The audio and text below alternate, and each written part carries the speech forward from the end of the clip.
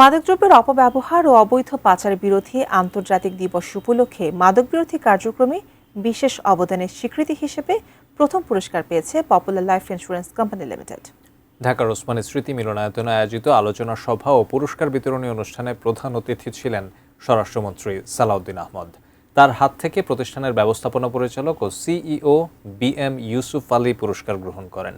অনুষ্ঠানে স্বরাষ্ট্রমন্ত্রী বলেন, আধুনিক সময়ে পুরনো আইন দিয়ে মাদক নিয়ন্ত্রণ সম্ভব নয়। এজন্য প্রয়োজন যুগোপযোগী আইন এবং কার্যকর প্রতিরোধমূলক ব্যবস্থা।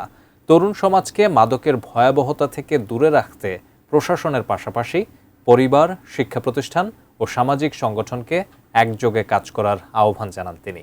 অনুষ্ঠানে বিভিন্ন মন্ত্রণালয়ের ঊর্ধ্বতন কর্মকর্তা এবং আইনশৃঙ্খলা বাহিনীর প্রতিনিধিরাও উপস্থিত ছিলেন।